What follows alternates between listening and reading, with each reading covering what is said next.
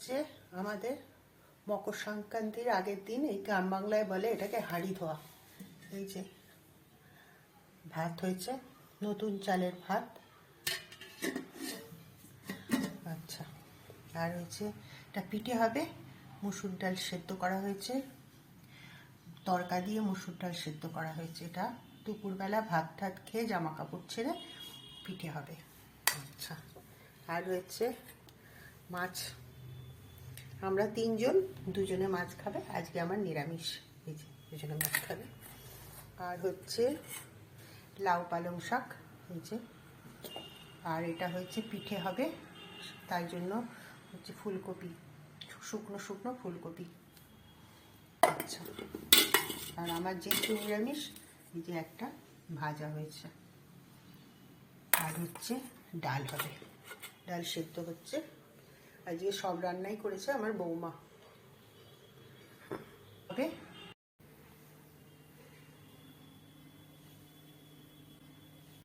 হাতে করে তুলে নিই, গরম না তো, তুলে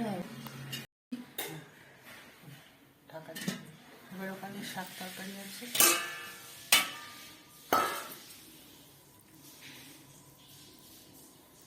সব রকম মিশিয়ে একটু আলু দে, শিম দে,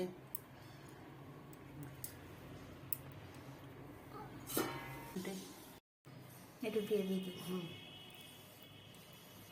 এটা হচ্ছে হেঁসেলকে ভাত দেওয়া হচ্ছে, ঢাকা দিয়ে দে। এইবার হচ্ছে দাঁড়া, মাছে হাত দিয়েছি তো, হাতটা ধুয়ে দে। তার থেকে একটা গোল গোল আলু ভাজা তুলে দে।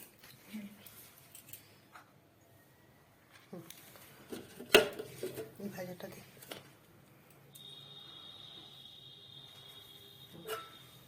এখান থেকে একটু ডাল দে। দাঁড়া দাঁড়া, হাত দিতে হবে না, আমি হাতে করে দিই। খুব মত করেছি, খুব গরম।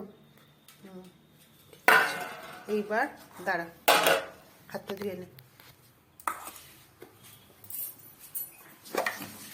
একটু সামান্য নারকেল দে, কিছুতে একটু নারকেলের পুরটা দে। এখান থেকে একটু, ঠাকুর বলবে তোদের জোটেনি নাকি, কইটুকুনি নারকেলের পুর দিলি আমার।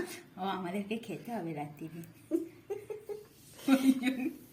আচ্ছা, এবার এখান থেকে একটু ফুলকপি দে, একটু কড়াইশুঁটি, একটু ফুলকপি এটা দিয়ে দে। ওখানে ওখানে দেখে